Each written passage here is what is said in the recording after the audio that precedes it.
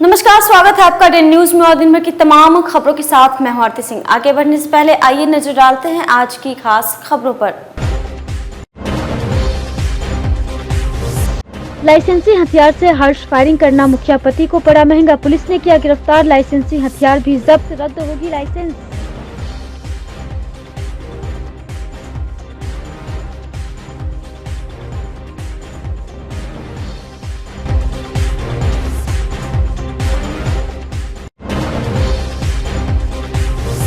भीषण सड़क हादसे में युवक की दर्दनाक मौत, परिजनों ने जताई हत्या की आशंका।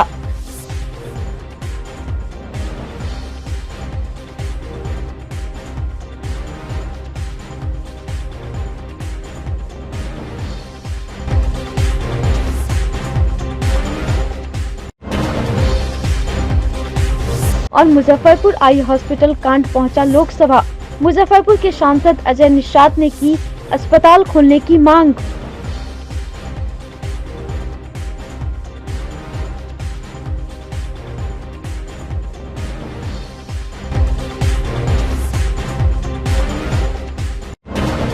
ये थी सुर्खियां और अब खबरें विस्तार से।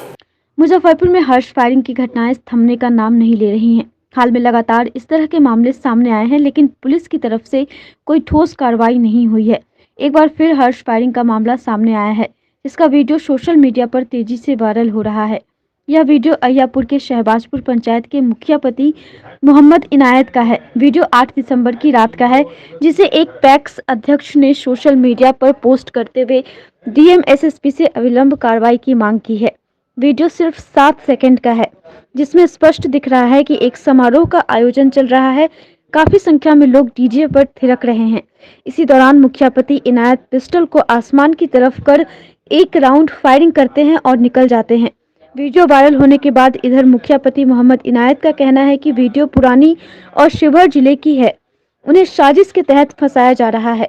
मोहम्मद इनायत मूल रूप से शिवहर जिले के तरियानी के रहने वाले हैं, वर्तमान में अहियापुर के शहबाजपुर में रहते हैं। वायरल होने के बाद पुलिस ने त्वरित कार्रवाई करते हुए मुखिया पति मोहम्मद इनायत को गिरफ्तार किया। टाउन डीएसपी रामनरेश पासवान ने बताया कि समारोह में हर्ष फायरिंग मामले में उसे गिरफ्तार किया गया है। पुलिस के बयान पर एफआईआर दर्ज कर जेल भेजने की कवायद की जा रही है। साथ ही उसका आर्म्स भी जब्त किया गया है। इसे एफएसएल जांच को भेजा जाएगा। फिर इसके लाइसेंस का सत्यापन कर इसे रद्द करने के लिए एसएसपी के माध्यम से डीएम को अनुशंसा की जाएगी। वीडियो वायरल जो हुआ है, मेरा मकान शिवहर जिला में हुआ, जो धरती मेरा वहीं शिवहर जिला तरियानी छपरा में मेरा मकान है और वहीं का मेरा लाइसेंस है शिवहर जिला का। और मैं एक शादी समारोह में अपने गांव गया था। वही गांव में जो है कुछ लड़का लोग आया, मेरा रैंकिंग कर रहा था। कुछ लड़का हमको बोला कि मुखिया जी आपका रैंकिंग हो रहा है कि यहाँ से आप निकलिए। तो हमने एक फायर किया वहाँ पर और वहाँ से हम निकल गए अपने घर के लिए। अहियापुर की बताई जा रही है। अहियापुर का कोई घटना ही नहीं है, ये तो घटना है तरियानी छपरा का। तो कैसे फायर क्यों किए थे? सुरक्षा? हाँ, सुरक्षा के डर से फायर किए थे हम। तो शादी समारोह का वीडियो लग रहा है। हाँ, शादी हर्ष फायरिंग का एक वीडियो वायरल हुआ है। शहबाजपुर के मुखिया पति हैं इनायत खान, उनका वीडियो वायरल हुआ है और उसमें वो पिस्टल से फायरिंग करते हुए दिख रहे हैं। इसी के सत्यापन एवं आवश्यक कार्रवाई में उनको अहियापुर थाना पर लाया गया है और पूछताछ के बाद जो भी विधि सम्मत कार्रवाई होगी उनके विरुद्ध किया जाएगा। सर, हथियार भी जो उनका लाइसेंस क्या जब्त किया गया? जी बिल्कुल, एक हथियार है और उनका लाइसेंस वगैरह है, गोली भी है, उसको जब्त किया गया है। सर, एक्ट क्या है हर्ष फायरिंग में? सर, लगातार हर्ष फायरिंग का मामला आता है, एक्ट क्या है इसमें? जी इसमें जो है आर्म्स एक्ट के विभिन्न धाराओं में केस दर्ज किया जाता है, उसी के तहत हम लोग कार्रवाई भी किए। मुजफ्फरपुर के मुशर्री थाना इलाके के रोहुआ में किशोर की संदिग्ध परिस्थिति में मौत हो गई। वहीं उसके एक रिश्तेदार की हालत गंभीर बताई जा रही है। मृतक की पहचान कांटी थाना के कलवारी फतेहपुर निवासी किशुन सहनी के 17 वर्षीय पुत्र शत्रुघ्न कुमार के रूप में हुई है। घटना के संबंध में उसकी मां लक्ष्मी देवी ने बताया कि एक दिन पूर्व गांव के 3 लोग बुलाकर उसे जबरन ले गए थे। एक शादी समारोह में ले जाने की बात कही थी। इसके बाद आज उसकी मौत की खबर आई। मृतक की मां ने बताया कि वह गुजरात में रहकर एक मिठाई दुकान में काम करता था। गत महीने ही घर आया हुआ था। वहीं उसके पिता किशुन शाह मेहनत मजदूरी कर घर परिवार का भरण पोषण करते हैं। वहीं घटना के संबंध में मुशर्री पुलिस ने बताया कि रहुआ में सड़क दुर्घटना की जानकारी मिली थी। 2 बाइक में आमने सामने की टक्कर हुई थी। बाइक भी क्षतिग्रस्त हो गई थी। आनंद फानन में 2 जख्मी को एसकेएमसीएच भेजा गया था। हत्या की बात पता नहीं चली है। वहीं कांटी पुलिस का कहना है कि पोस्टमार्टम के बाद मौत का कारण स्पष्ट होगा। वो तीनों आदमी कहलक से जाए द बेटा के हमरा जौरे जाय छ लियबो जौरे बोला के आर आई 3 दिन भेलक एतबारे के दिन झगड़ा आ उहे तीनों आदमी सीआईडी से हमर बेटा के कहलक से 4 दिन में तोहर लाश अतऊ आ हमर लाश आई 4 दिन पुरलक लक रे दाई बा अरे बाप रे कैसे आल ऐसे हो ना हम जाना लाई हमरा फोन भेला कतैली क्या बोल के गया था? से तोहर बेटा लौट के ना तब घरे से बेटा क्या बोल के गया था? से गे माई हम जाइलो ले जाय छी बोला के घूमे ए गणेश सहनी, दिनेश सहनी आ संजय सहनी। अच्छा, बगल का है? हाँ बगल के है सर, वे तीनों ले गेल। ओकर दोस्त भेज ले गेला का दोस्त के बोला के। हाँ सर। किसकी शादी में गया था? वो दोसर के शादी रहला यहाँ दोस्ती में बोला के। मालूम चलला कि फिर आज आई हमरा उहे सा फोन कैला का हो सर। क्या कोई मन में शंका है? शंका है ओए तीनों हमरा बेटा के मारला का आ उ लोग के पकड़ लिया तो कैसे हमर माई के इमरजेंसी आए आ भाग गया कैसे? एक्सीडेंट हुआ है? ना सर हमरा बेटा के मार के भागला का। मुजफ्फरपुर में गुरुवार की अहले सुबह सकरा थाना क्षेत्र के रूपन पट्टी में आटा लदा ट्रक 10 फीट गड्ढे में पलट गया। हादसे में ट्रक सवार चालक सुधीर यादव और उप चालक ऋषभ यादव गंभीर रूप से जख्मी हो गए। घटना की जानकारी मिलने पर स्थानीय लोगों की मदद से दोनों को सकरा पीएचसी में भर्ती कराया गया। इसके बाद थानेदार सरोज कुमार को घटना की सूचना दी गई। प्रशासन तुरंत ही घटनास्थल पर पहुंची और क्रेन मंगवाकर ट्रक को उठाने की कवायद शुरू की गई। ट्रक मालिक को भी सूचना दी गई। उपचालक ने बताया कि ट्रक देवरिया से बरौनी जाने के लिए देर रात निकली थी। इस पर आटा का बोरा लोड था। रूपनपट्टी चौक के पास पहुंचते ही सामने से एक तेज रफ्तार वाहन अचानक से आ गया, जिसे बचाने के क्रम में ट्रक गड्ढे में जा पलटी। उन लोगों को समय नहीं मिला कि ट्रक से कूदकर जान बचा पाते। इस कारण ट्रक में वे लोग फंसे हुए रह गए। स्थानीय लोगों ने उन्हें बाहर निकाला और इलाज के लिए भेजा। सामने से गाड़ी वाला आया, दाब दिया। गाड़ी वाला दाब दिया। कहाँ से आ रहे थे? देवरिया से। कहाँ जाना था? बरौनी। क्या? मुजफ्फरपुर में अवैध शराब मिलने का सिलसिला लगातार जारी है। गुप्त सूचना के आधार पर अय्यापुर पुलिस ने मेडिकल कॉलेज के समीप से एक लावारिस कार से 9 कार्टन विदेशी शराब को जब्त किया है। पुलिस की भनक लगते ही कारोबारी मौके से भागने में सफल रहे। डीएसपी टाउन रामनरेश पासवान ने बताया कि मामला दर्ज कर कारोबारियों की गिरफ्तारी के लिए छापेमारी की जा रही है। पुलिस को गुप्त सूचना मिली थी कि मेडिकल एसकेएमसीएच के पास एक गाड़ी में कुछ लोग शराब लेके जा रहे हैं। उसी पर स्थानीय थाना द्वारा उनको रोक करके जैसे ही पूछताछ करना शुरू किया, सभी लोग भाग गए और उस गाड़ी में करीब 9 कार्टून शराब बरामद किया गया है। उसके खिलाफ भी कार्रवाई की जा रही है। मुजफ्फरपुर के सांसद अजय निषाद ने शीतकालीन सत्र के दौरान संसद में मुजफ्फरपुर के आई हॉस्पिटल को फिर से शुरू करने की मांग की है। उन्होंने सरकार से अखफोरवा कांड की सही से जांच और गरीबों के लिए विगत कई वर्षों से काम कर रही आई हॉस्पिटल को दोबारा शुरू करने की मांग की है। क्या कुछ कहा अजय निषाद ने, आप खुद सुनिए। मैं आपका ध्यान 22/11/2021 को अपने लोकसभा क्षेत्र मुजफ्फरपुर में गरीब निर्धन लोगों को मुजफ्फरपुर आई हॉस्पिटल द्वारा मुफ्त में किए गए मोतियाबिंद ऑपरेशन से 15 व्यक्तियों की आंखें निकालने की ओर ध्यान आकर्षित कर रहा हूं। इस घटना की जांच रिपोर्ट से पता चला कि ओटी में संक्रमण होने से ऐसी घटना हुई। मैं आपके संज्ञान में यह भी लाना चाहता हूं कि मुजफ्फरपुर आई अस्पताल की स्थापना 1973 में हुई और ये संस्था द्वारा अभी तक 3,67,000 लोगों का सफल ऑपरेशन किया है। यह संस्था हर रविवार को फ्री कैंप के साथ साथ रोगियों को मुफ्त भोजन भी कराती है।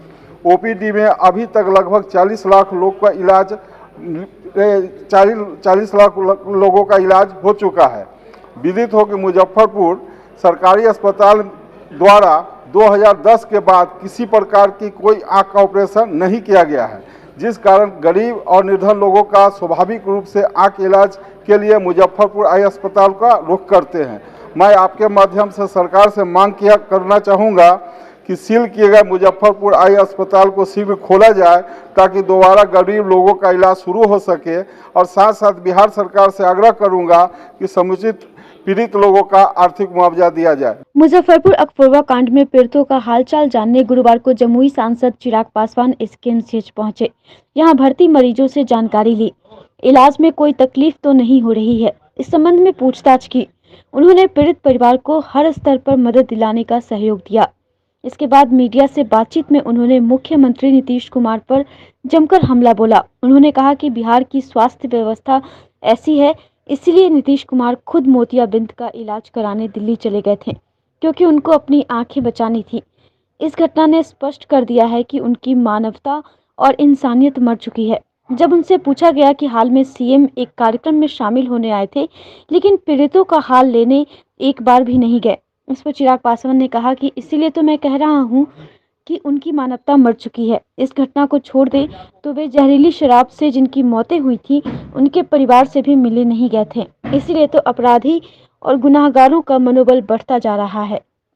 भाई, इस घटना के बाद एक बात तो स्पष्ट है कि मौजूदा मुख्यमंत्री नीतीश कुमार जी के अंदर मानवता या इंसानियत नाम की कोई चीज़ नहीं बची है। ये बात पूरी तरीके से स्पष्ट है। मतलब ऐसी घटना देखने के बाद भी अगर किसी व्यक्ति का दिल नहीं पिघलता है, अगर उनका हृदय नहीं रोता है, तो ये मान के चलिए कि उनके अंदर मानवता या इंसानियत नाम की कोई चीज़ नहीं है। बताइए, ये इंसानियत के नाम पर इतना बड़ा धब्बा है, ये घटना इंसानियत के नाम पर इतना बड़ा धब्बा है कि आप यहाँ पर एक छोटे से मोतियाबिंद जैसे उसका आप इलाज कराने, उसका आप ऑपरेशन कराने आए, मोतियाबिंद का ऑपरेशन। मतलब ये जो बात मैं शुरू से कहता रहा, आज मुख्यमंत्री नीतीश कुमार जी ने इस बात को सच करके ही दिखा दिया ना। बार बार हम कहते थे कि भैया आपसे मोतियाबिंद के ऑपरेशन के लिए आप दिल्ली क्यों जाते हैं? 1000 किलोमीटर की यात्रा करके, चार्टर फ्लाइट करके दिल्ली आप क्यों जाते हैं मोतियाबिंद का ऑपरेशन कराने? पर यह घटना से पता चलता है कि उनको जाने की ज़रूरत थी, क्योंकि उनको अपनी आँख बचानी थी। और जो लोग नहीं जा पाए, गरीब परिवार के लोग, आज उनकी आपने आंखें निकलवा दी। मतलब दुख मुझे इस बात का है कि किसी की आंख की रोशनी गई तो संभवतः फिर भी एक आस बंधी रहती है कि कल को शायद कोई इलाज निकल आएगा, कल को कुछ ऐसा हो जाएगा तो आंखों की शायद रोशनी वापस आ जाएगी।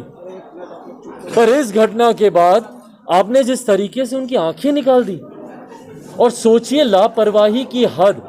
ऐसे लोगों को डॉक्टर रहने का क्या अधिकार है, या ऐसे अस्पताल को चलने का क्या अधिकार है? जब आपकी बाईं आंख में तकलीफ है, आप दाईं आंख का ऑपरेशन कर रहे हैं। सरकारी सदर अस्पताल में नहीं है व्यवस्था, तो लोगों के पास निजी में जाने की मजबूरी है। और निजी अस्पताल का भी सुन लीजिए, कुछ मरीजों ने यहाँ पे बताया कि वो लोग निजी अस्पताल में भी गए, दृष्टिपुंज या कौन से 1-2 और अस्पताल हैं, वहाँ पर भी जिस तरीके से उनके साथ। तो क्यों ऐसे हॉस्पिटल्स को आप लाइसेंस दे के रखे हुए हैं? सरकारी अस्पताल में व्यवस्था होना चाहिए कि नहीं? 100% सबसे पहले तो किसी निजी अस्पताल में जाने की जरूरत ही नहीं पड़नी चाहिए। पर निजी अगर सरकारी अस्पताल का ये हाल है कि आपकी बाईं आंख में तकलीफ है, आप दाईं का ऑपरेशन कर रहे हैं, आपने तो दोनों आंखें खराब कर दी ना। अब तो ना आपकी बाईं आंख काम कर रही है, ना आपकी दाईं आंख काम कर रही है।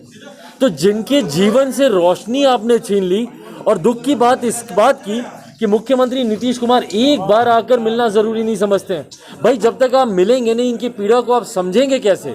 आप अपने एयर कंडीशन कमरे से मुख्यमंत्री नीतीश कुमार बाहर नहीं निकलते हैं। वो अपने हवा महल में रहकर सोचते हैं कि सारे कानून वहीं से उनके चलेंगे। आप आके मिलिए यहाँ पे, देखिए इन परिवारों का। नीतीश कुमार आए थे एक प्रोग्राम में, ये कार्यक्रम में आए थे यहाँ पे, क्या उनको यहाँ आने उचित था कि नहीं है? बिल्कुल भाई, मुझे एक निजी कार्यक्रम में जाने के लिए तो उनके पास बहुत समय है, बहुत समय उनके पास। पर कोई एक पीड़ित परिवार, आप सब भी इतने समय से कवर कर रहे हैं, भले कोई जहरीली शराब से मरा हो, भले ये वाली घटना घटी हो, या कोई अपराध किसी अपराधी की गोली से मरा हो, कोई एक परिवार मुझे बता दीजिए मुख्यमंत्री नीतीश कुमार किसी पीड़ित परिवार से मिलने गए हो। और नहीं जाने का नतीजा यह है कि अपराधियों का मनोबल बढ़। मेयर राकेश कुमार पिंटू के द्वारा गुरुवार की देर शाम निगम सभागार में वार्ड पार्षदों और ठेकेदारों के साथ बैठक हुई। इसमें शहर में विकास कार्यों को तेज करने और आपसी समन्वय के साथ काम करने का निर्णय लिया गया। बैठक में पार्षदों ने मेयर से सभी वार्डों में विकास कार्यों को प्राथमिकता देने और खासकर पिछड़े वार्डों को आगे लाने के लिए विशेष मदद का प्रस्ताव रखा गया। मेयर राकेश कुमार पिंटू ने पार्षदों को भरोसा दिलाया कि शहर में विकास कार्यों की गति को बढ़ाने के लिए वह हर संभव कोशिश करेंगे। अभियंताओं की कमी के कारण फिलहाल योजनाओं के क्रियान्वयन में विलंब हो रहा है, इसे शीघ्र दूर किया जाएगा। बैठक में मेयर ने सभी ठेकेदारों से सहयोग की अपील की और भरोसा दिलाया कि वह शहर के विकास में हर संभव मदद देंगे। साथ ही कहा कि विकास कार्यों में जल्द तेजी लाएं, कार्यों को ससमय पूरा करने में जो भी समस्या आ रही है उसे जल्द ही दूर किया जाएगा और कार्यों में विलंब और कोताही बिल्कुल बर्दाश्त नहीं की जाएगी। आज हमने नल जल और जितने भी रोड नाला के ठेकेदार हैं उनसे बैठक कर रहे हैं विचार वजह से, जिसमें उनको कहा जाएगा कि जल्द से जल्द हमको काम टाइम पीरियड के अंदर में आप काम पूरा कर दें ताकि किसी तरह की कठिनाई नहीं हो जनता को। जो संवेदक हैं जो समय काम पूरा नहीं कर वही नहीं जैसे है क्या कि माने बहुत से संवेदक 10 जगह काम ले लेते हैं और एक जगह स्टार्ट करते हैं, फिर जाकर के उसके बाद दूसरे जगह काम स्टार्ट करेंगे, यहाँ का पेमेंट हो जाता है तो फिर दूसरे जगह जाते हैं। तो ऐसे संवेदक को चिन्हित करके उनको बोला जाएगा कि आप सभी चूँकि आप 10 जगह लिए तो ये आपका हेडेक है सभी जगह काम करना।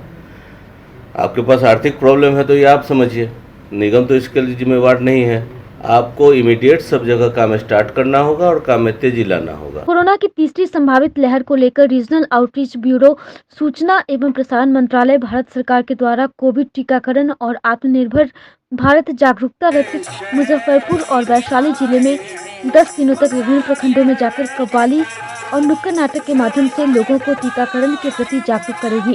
गुरुवार को समाहरणालय परिसर में कलाकारों के द्वारा इसकी प्रस्तुति की गई, जिसमें जिलाधिकारी समेत कई अधिकारी शामिल हुए।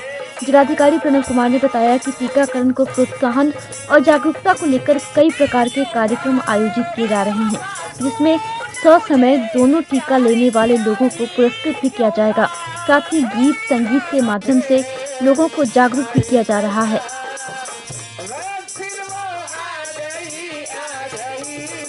कोविड वैक्सीनेशन कोविड से बचाव का सबसे महत्वपूर्ण हथियार है और उसको लेकर के प्रत्येक योग्य व्यक्ति को जो कि 18 वर्ष से ऊपर का हो चुका है उसे हम लोग चिन्हित करके वैक्सीनेशन का कार्य संपन्न किया गया है और लगभग पॉपुलेशन का 70% से ज़्यादा लोगों को हम लोगों ने वैक्सीनेट कर दिया। प्रथम डोज, सेकेंड डोज भी उसी गति से अपना चल रहा है और हम लोग उम्मीद करते हैं कि सभी नागरिक वैक्सीनेट कराकर अपने आप को इस कोविड महामारी का बेहतर तरीके से मुकाबला करने में सक्षम होंगे। क्योंकि कई बार बीच बीच में नए वेरिएंट के आने की चर्चाएं होने लगती हैं, तो हम लोगों को अपनी तैयारी रखनी है और सतर्क रहना है और वैक्सीनेट होकर के अपने ढाल को बनाए रखना है। और हम लोग पूरी तरीके से आश्वस्त हैं और पूरी तैयारी हम लोगों ने कर रखी है। कोई भी वेरिएंट यदि इस तरह की बातें आती हैं तो हम लगातार टेस्टिंग करा रहे हैं ताकि हमें जानकारी मिल सके कि कोई वैक्सीनेट होने के बावजूद या अदरवाइज किसी तरह का नया कोई संक्रमण तो नहीं फैल रहा है। तो इसकी जानकारी लगातार रखने के लिए हम लोग टेस्टिंग काफ़ी तेज़ गति से करा रहे हैं और इसके तक प्रत्येक PSC में सारी व्यवस्थाएं की गई हैं ताकि यदि आवश्यकता पड़े तो हम लोग मुस्तैद रहें और तुरंत चिकित्सा की आपूर्ति कर सकें। बगैर ट्रेड लाइसेंस लिए शहर में अब कोई भी दुकानदार अपनी दुकान नहीं चला सकते। इसके लिए निगम से ट्रेड लाइसेंस लेना अनिवार्य होगा। निगम ने बिना ट्रेड लाइसेंस वाली 14,821 छोटी बड़ी दुकानों के मालिक को शुक्रवार को नोटिस जारी किया था। जिन दुकानदारों के पास ट्रेड लाइसेंस नहीं है उनके लिए निगम में गुरुवार को विशेष कैंप लगाया गया जो 24 दिसंबर तक चलेगा। निगम दफ्तर में इस कैंप में आधार कार्ड और शुल्क जमा कराने पर तत्काल लाइसेंस मिल जाएगा। पहले दिन ट्रेड लाइसेंस ले रहे दुकानदारों ने कहा कि यह एक अच्छी पहल है। वहीं मेयर राकेश कुमार पिंटू ने बताया कि इससे निगम की सालाना आमदनी तकरीबन 3 करोड़ रुपए बढ़ जाएगी। नगर क्षेत्र में छोटी से छोटी और बड़ी से बड़ी दुकानों के साथ ही शोरूम वालों को भी निगम से ट्रेड लाइसेंस लेना ही होगा।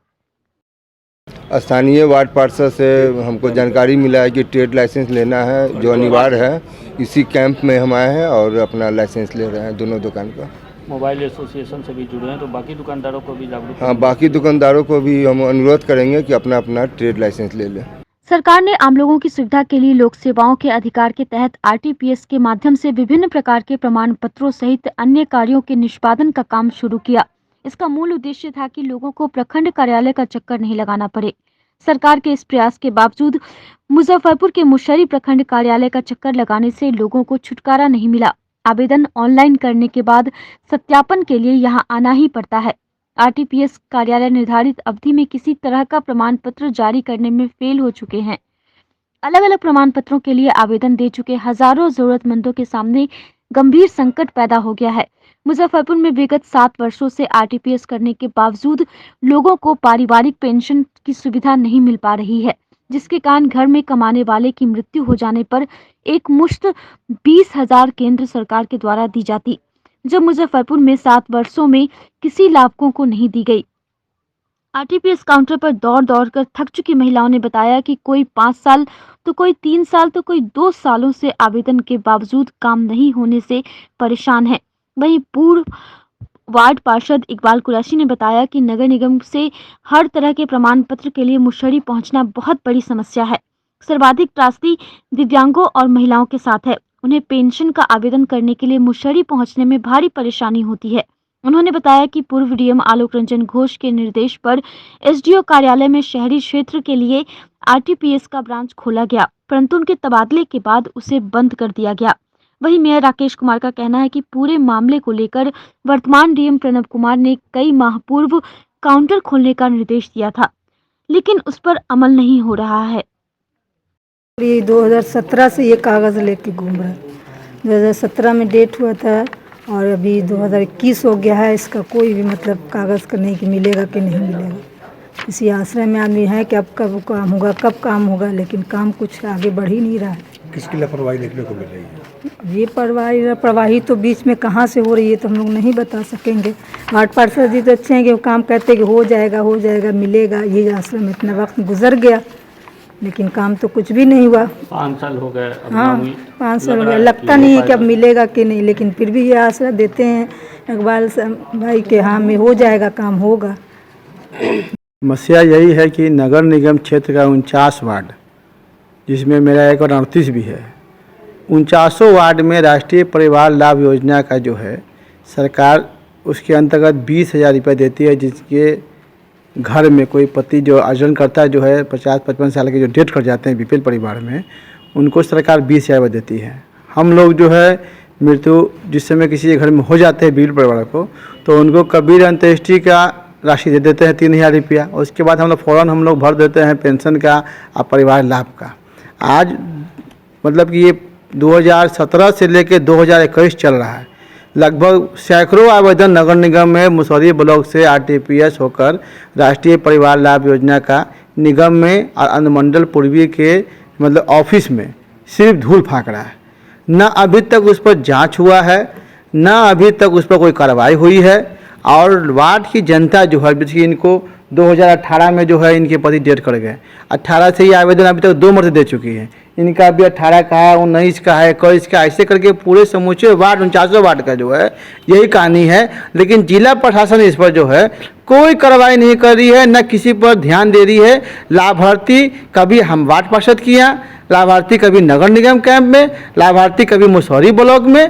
जी, पारिवारिक लाभ से तो वंचित रखा नहीं गया है, पर पारिवारिक लाभों को मिल नहीं पा रहा है।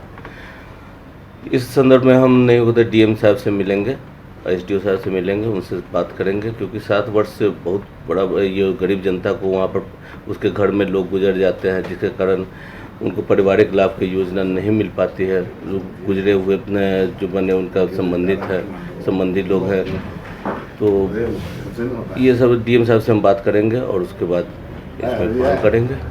गुरुवार को कंपनी बाग स्थित खुदीराम बोस स्मारक स्थल कंपनी बाग में भाजपा सैनिक प्रकोष्ठ के द्वारा chief of defence Vipin Rawat के आकस्मिक निधन पर श्रद्धांजलि सभा का आयोजन किया गया। भाजपा सैनिक प्रकोष्ठ के सदस्यों के द्वारा दीप जलाकर दिवंगत आत्मा की शांति के लिए प्रार्थना की गई। इस दौरान पूर्व मंत्री सुरेश शर्मा सहित कई भाजपा नेता भी मौजूद रहे। भाजपा जिलाध्यक्ष रंजन कुमार ने बताया कि chief of defence Vipin Rawat के रूप में भारत ने अपने सबसे मजबूत प्रहरी को खो दिया, जिनकी कमी हमेशा खलेगी। भारत देश ने एक ऐसे अनमोल रत्न को खो दिया है जो एक ऐसा सच्चा सैनिक था जिससे हमारे देश की सीमा सुरक्षित रहती थी। और उन्होंने ऐसी व्यवस्था कर दी कि जो हमारे पड़ोसी देश खास करके पाकिस्तान और चाइना के द्वारा जो हमेशा सीमा पर छेड़छाड़ किया जाता था, इनकी रणनीति ने उस छेड़छाड़ को विराम सा लगा दिया था। और इनकी एक रणनीति थी करारा जवाब देने का, जो इतना करारा जवाब जो अगर भारत को छेड़ता था तो इतना करारा जवाब दिया जाता था कि वो फिर आगे भविष्य में उसी का आज नतीजा है कि हमारे पड़ोसी दुश्मन हिम्मत नहीं जुटा पा रहे हैं। आकस्मिक कल हेलीकॉप्टर हादसे में उनका चला जाना इस देश को एक बहुत बड़ा धक्का लगा है। गुरुवार को भाजपा की युवा नेताओं के द्वारा chief of defence Vipin Rawat के आकस्मिक निधन पर आमगोला में श्रद्धांजलि सभा का आयोजन किया गया, जिसमें भाजपा नेता राकेश पटेल, रंजन कुमार ओझा, संजीव झा सहित उपस्थित भाजपा नेताओं ने उनके चित्र पर पुष्प चढ़ाकर भावभीनी श्रद्धांजलि अर्पित की। इस सभा का आयोजन इसी आमगोला में हम लोग कर रहे हैं। हम लोग को बहुत अपार दुख हो रहा है कि हमारे देश की रक्षा में अपनी पूरे परिवार समेत जान को इन्होंने निछावर किया है। भले इनकी मृत्यु हुई है, लेकिन ऐसे लोग की मृत्यु कभी नहीं होती है। ऐसे लोग हमेशा अजर अमर हो जाते हैं और ये देश के लिए जितनी बड़ी कुर्बानी दी है इसको हम लोग कभी भुला नहीं सकते हैं। जिनके नाम से माने दुश्मन थर थर काँपते रहते थे। आज उनके दुख पर हम लोग को वास्तव में मर्माहित है, काफ़ी कष्ट हो रहा है, काफ़ी दुख हो रहा है कि हमारे देश की रक्षा के लिए उन्होंने प्राण निछावर किया है। हम लोग सदा इनको याद करेंगे, हमेशा याद करते रहेंगे, सालों साल इनके याद करते रहेंगे। ऐसे वीर नमन को हम लोग नमन करते हैं, उनको श्रद्धांजलि देते हैं, उनकी आत्मा को भगवान शांति प्रदान करे। आज भारतीय सेना के CDS chief defence of staff आदरणीय बिपिन रावत जी का दुखद मृत्यु कल हो गया था और एक शून्यता पूरे देश में आ गई है, क्योंकि सारा दामोदर सेना के ऊपर रहता है और सेना के इतने बड़े अधिकारी की इस तरह से दुर्घटना संदेह पैदा करती है। हम सभी उन्हें विनम्र श्रद्धांजलि अर्पित करते हैं, नम आँखों से श्रद्धांजलि अर्पित करते हैं और मांग करते हैं कि इसकी पूरी तरह जांच की जाए, क्योंकि हाल ही में एक ताइवान के भी सैन्य अधिकारी हवाई दुर्घटना में मरे थे और ठीक उसी तरह का वाक़या हमारे देश में हुआ है। कहीं ना कहीं इसमें चीन की साजिश नज़र आती है। हम लोग सरकार से भी मांग करते हैं और निश्चित रूप से सारा देश गमगीन है, हम युवा गमगीन है। हमने एक बहुत बड़े जाबाज शेर को खो दिया है, भारत का एक वीर सिपाही, सेना का आर्मी अफसर, जिन्होंने अपनी 3 पीढ़ी से देश की सेवा करते रहे हैं। वैसे वीरगति को खोने का गम हम लोग सहन नहीं कर पा रहे हैं। उन्हें नम आँखों से हम लोग विनम्र श्रद्धांजलि अर्पित करते हैं। तमिलनाडु के कुन्नूर में विमान दुर्घटना में CDS जनरल विपिन रावत और उनकी पत्नी समेत अन्य सैन्य अफसरों की आकस्मिक मौत से पूरे देश में शोक की लहर है। गुरुवार को कई जगहों पर जनरल विपिन रावत को श्रद्धांजलि देने के लिए शोक सभा का आयोजन किया गया। RBPM कॉलेज में NCC कैडेटों के द्वारा जनरल विपिन रावत की याद में शोक सभा का आयोजन किया गया और शोक संवेदना जाहिर की गई। कॉलेज की प्राचार्य डॉक्टर ममता रानी ने बताया कि जनरल विपिन रावत के रूप में देश ने एक महान योद्धा खो दिया। वहीं NCC कैडेटों ने बताया कि सेना में महिलाओं के लिए तीनों सेनाओं की एकजुटता के लिए और सर्जिकल स्ट्राइक कर पूरी दुनिया को बदलते भारत की तस्वीर पेश करने वाले जनरल विपिन रावत की मौत से वह सभी बेहद आहत हैं। विपिन रावत जो हैं उनकी मृत्यु से देश को बहुत बड़ा धक्का लगा है और हम उनके साथ हमने 11 अपने सैनिकों को खोया है। एंड विपिन रावत जो थे वो सबसे पहले लड़कियों के लिए एंट्री दिलवाए सेना में और बहुत बड़ा उनका योगदान रहा है।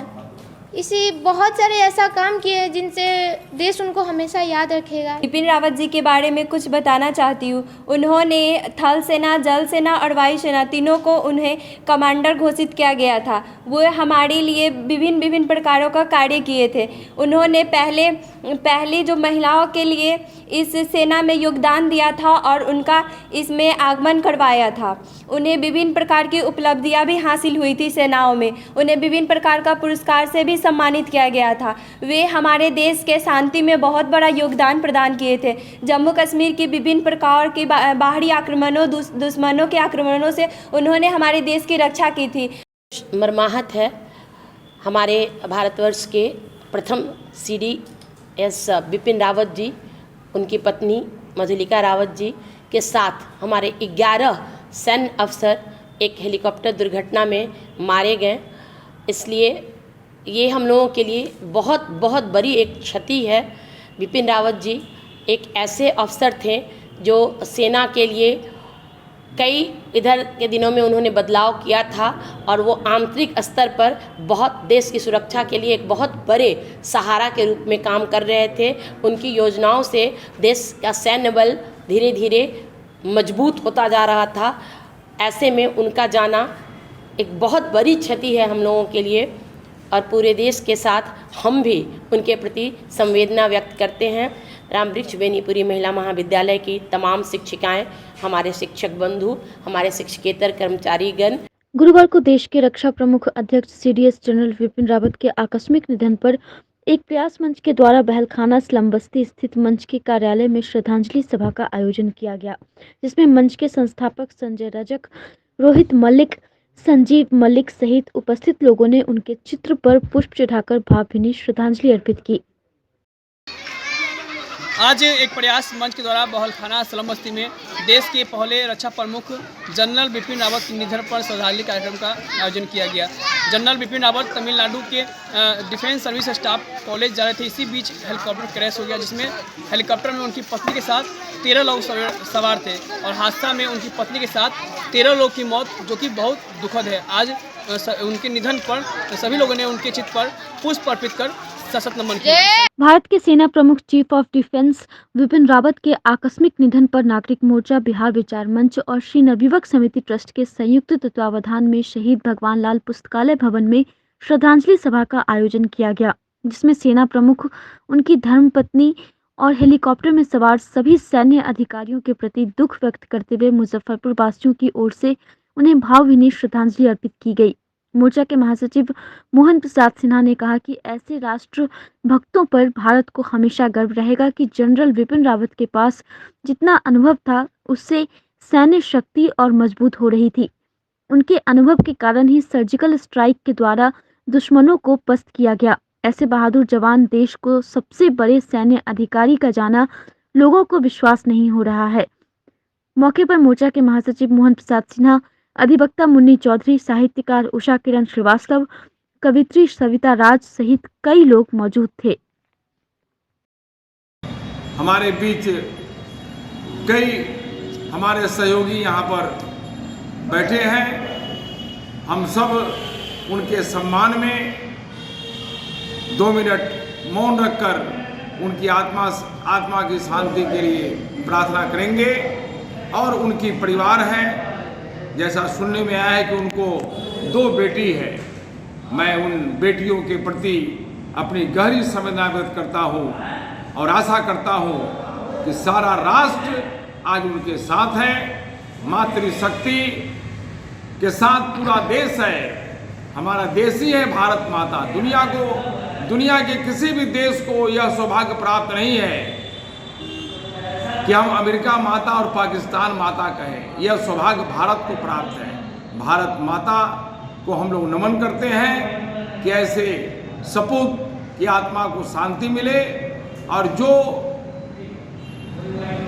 14 में जो 1 बच गए हैं, जो अभी तमिलनाडु में ही सेना के अस्पताल में जीवन मृत्यु से संघर्ष कर रहे हैं, उनके यथाशीघ्र स्वास्थ्य लाभ की कामना हम लोग करते हैं। गुरुवार को आरबीपीएम कॉलेज के राजनीति शास्त्र विभाग द्वारा भ्रष्टाचार विरोधी दिवस पर पोस्टर प्रतियोगिता का आयोजन किया गया। इसमें मुख्य अतिथि कॉलेज की प्राचार्य डॉक्टर ममता रानी थी। डॉक्टर ममता रानी ने बताया कि दुनिया भर में 9 दिसंबर को अंतर्राष्ट्रीय भ्रष्टाचार विरोधी दिवस के रूप में मनाया जाता है। भ्रष्टाचार एक दीमक की तरह है जो हमारे समाज, हमारी अर्थव्यवस्था और पूरे देश को खोखला कर रहा है।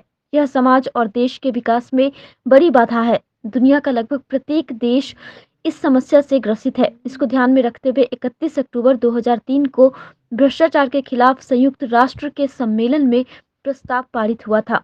उसके बाद से हर साल 9 दिसंबर को अंतर्राष्ट्रीय भ्रष्टाचार विरोधी दिवस मनाया जाता है, जिसके तहत महाविद्यालय में पोस्टर प्रतियोगिता का आयोजन किया गया, जिसमें सफल प्रतिभागियों को पुरस्कृत भी किया जाएगा। आज 9 दिसंबर को एंटी करप्शन डे है, तो हमारे पॉलिटिकल साइंस विभाग द्वारा एक पोस्टर प्रतियोगिता का आयोजन किया गया, जिसमें लड़कियों ने पोस्टर के जरिए भ्रष्टाचार को ना कहिए यह संदेश देने की कोशिश की है। लड़कियों ने इस तरीके का संदेश दिया है कि भारतवर्ष डेमोक्रेसी के लिए करप्शन बहुत घातक है, लेकिन डेमोक्रेसी में वो फलता फूलता भी बहुत तेज़ी से है, तो हमें करप्शन को कम करना चाहिए। इसका संदेश उन्होंने पोस्टर के जरिए दिया है, जिसके लिए प्राइज़ की भी व्यवस्था की गई है।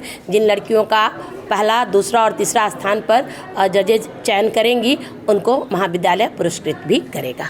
गुरुवार को राष्ट्रीय पिछड़ा आयोग के अध्यक्ष डॉक्टर भगवान लाल सैनी के पहल पर गेल इंडिया के द्वारा चलंत अस्पताल के द्वारा वार्ड 40 शुक्ला रोड में निःशुल्क 52 मरीजों को स्वास्थ्य परीक्षण किया गया, जिसमें लगभग 30 से अधिक मरीजों को ब्लड शुगर, बीपी सहित कई अन्य जांच किया गया।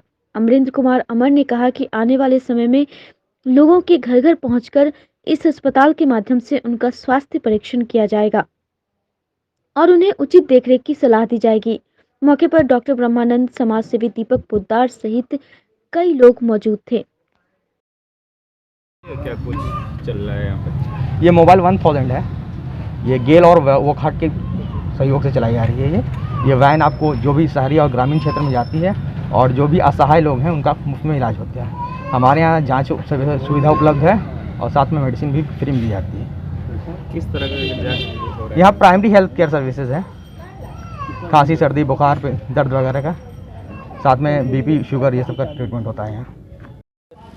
राष्ट्रीय पिछड़ा वर्ग आयोग के अध्यक्ष माननीय डॉक्टर भगवान लाल सहनी जी के पहल पर ये gas authority of India limited की और वोखाट कंपनी के द्वारा ये चलंत मोबाइल के द्वारा लोगों को जगह जगह पर स्वास्थ्य परीक्षण किया जा रहा है।